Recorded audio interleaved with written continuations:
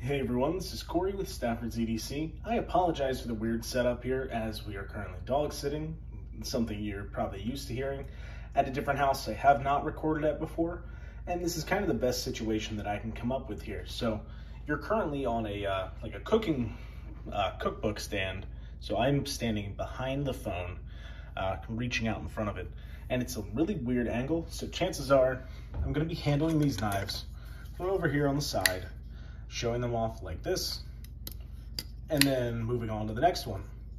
And what you see here in front of you is a little bit of a budget knife bonanza, so to speak. All of these are very affordable. We have two knives from O Knife, a knife from Suncut, one from Remet, and one from Vostede, which we'll start with here. This is the Vostede Mini Nightshade. This is a kind of kukri, Nessie looking design, and this is of course the mini version, which they decided to put an axis lock on, rather than doing a liner lock, I believe is the other version. There's some red accents on here. You can see the thumb studs as well as the back spacer, black G10 for a pretty comfortable feeling in hand. I don't know what that is on my finger, but you can see ergonomically how this fits my hand. It's definitely on the smaller side, definitely a 3-finger knife. Can kind of squeeze 4 on there, just not very comfortable. This blade is pretty small.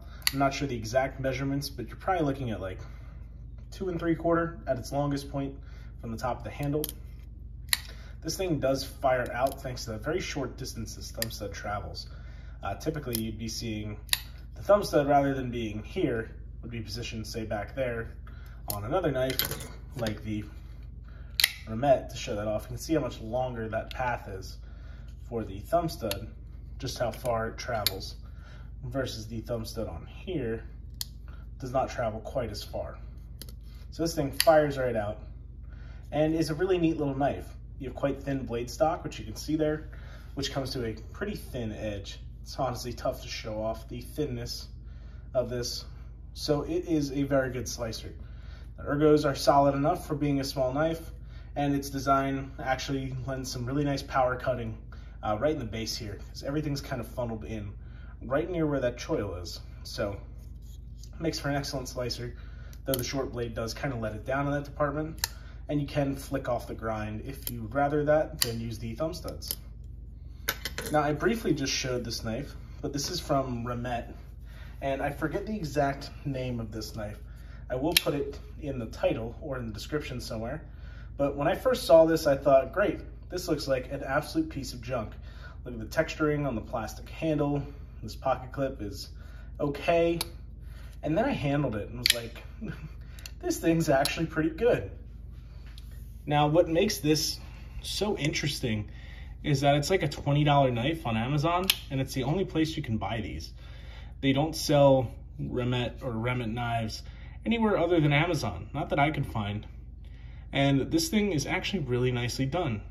You have a nice swedge at the top, a pretty good flat grind that gets to a pretty thin edge.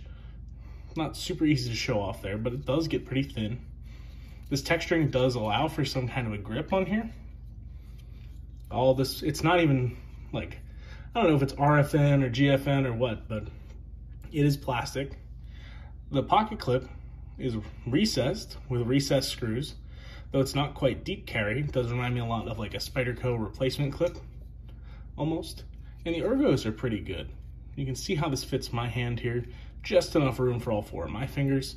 And there is some jimping on the back that is pretty light.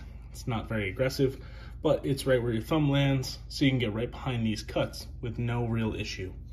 And then the action, this is on bearings, obviously, as you can see it dropping shut here. Very little effort, and the detent's really strong on this as well, which I love. It fires out, and it's just super nice to see. You don't find many budget pieces like this, at least not anymore. What used to be budget, now it seems like all of a sudden are like 40, 50 bucks. This guy's like around the $20 mark. I could be a little wrong, but I think that's what these knives go for roughly. And it is unbelievable. These are in 9CR. For the price, by the way. Yeah, really nice action on these. Detents, money. Kind of hard to complain about this. So I'm not going to. You know, the plastic's cheap, but kind of is what it is at the price range. Now here is the Sencut. I believe this is the Serene, unless the Remit there is the Serene. In that case, I can't quite remember the name of this one, if that is not it.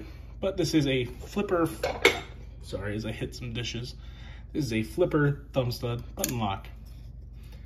And now this knife has nice, tall, full flat grind, not overly thick blade stock, so it cuts really well. I do have one huge gripe with this knife, and that is the handle. There's no texture to this at all. There's no jimping anywhere except on the blade, and it's fine. It's not very aggressive, but it does a little bit of grip on the thumb. But this is so damn smooth. ProTech does a really nice finish on their aluminum, and this is not it. That's for sure. Obviously, Sencut and ProTech are different companies, so I'm not trying to compare them to ProTech necessarily, but it would be nice to see some kind of texturing done to this coating. It's just very slick. If your hands are greasy or oily, you might have a problem with this, as the ergos are pretty neutral. They work good, but they are pretty neutral.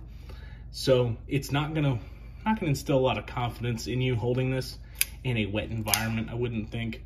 So just be wary of that. Otherwise, this has performed super well. The detent, so to speak, or the strength to disengage that lock in the closed position is really nice. Fires out, no problem. See, the action's good. There's no lock stick on this either, which is really nice.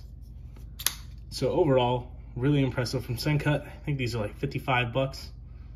And it's in D2. That's what I'm seeing marked on the blade. Right down there. I don't know how much it's gonna focus, but I think you can see it. But yeah, that is from Sencut there. And then finally, we're gonna move on to these last two knives, both coming from O-Knife. Of course, that is Olight's knife department, so to speak. This is the original Freeze, which is no longer available as far as I can tell. I believe these are only made now in different shapes entirely, but being called the Freeze 2 and the Freeze 3. But you can see the knife here. It has OD green aluminum, and this is still pretty slick, but it somehow has more grip than the Sencut does. The action on this is pretty good. The detent's great. Closing action's a little on the slower side, but if you give it a little bit of wrist and you get low enough on that lock bar, it drops shut with no problem. You see that? It does fire out.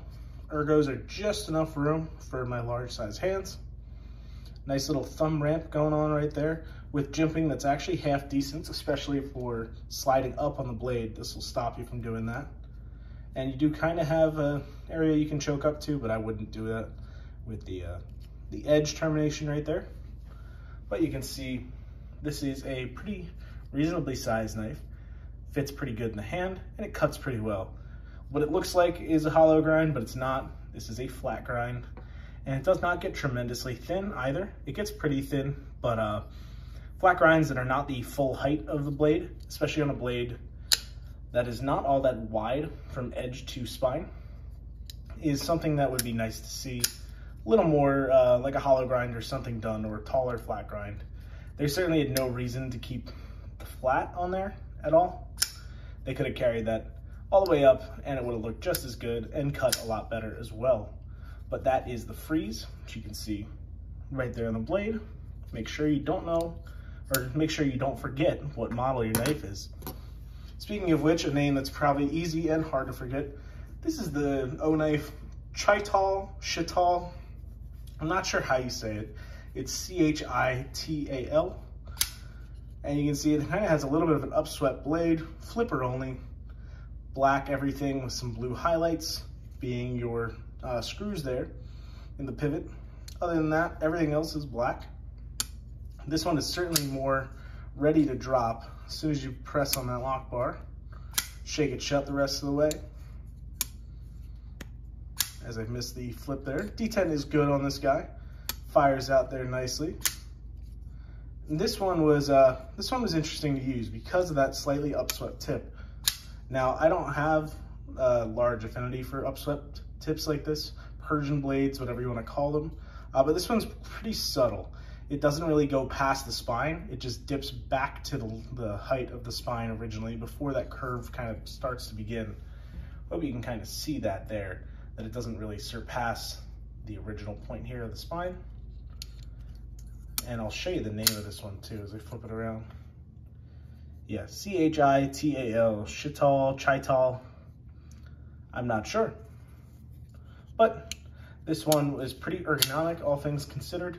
Enough room to get all 4 fingers on there. Some jimping on the back that is basically useless. It's some texture, but it's not going to stop you from sliding around. That's for sure. And this one has a little bit more meaningful area to choke up on, but still you gotta watch that edge termination there. It's gonna land right in one of the bends of your finger. But action is good. The blade stock is not too thick on this guy. And this one, the grind goes basically the entire way up. You can see there's just a very small flat portion right back here. And you have the swedge at the top too, helping with the slicing ability. And overall, this one is ground a little bit thinner, and it did cut just a little bit better than the Freeze did. So if I had to pick a favorite of those two, this would certainly be it. Though I think my favorite one out of this bunch has to be the Remet, however you say it. It doesn't look like it's gonna be good at all. And then it really surprises you. Performance-wise, ergonomics, everything surprised me about this. So this is gonna be my winner of this little budget bonanza here. Not that it was a competition, but that is my thoughts on these 5 knives here. So I hope you guys check some of these out. And if you decide to, let me know which one's your favorite down below. And with that, thank you so much for watching. I hope you enjoy the rest of your day. I'll give you a little spin here so they're a little more centered. There we go. Thanks again for watching, guys. It's a longer video for me. I've been keeping them really short recently. So I hope you enjoyed. And if you want to see more videos with multiple knives in it, let me know down below. Thanks so much for watching. Have a great day and take care.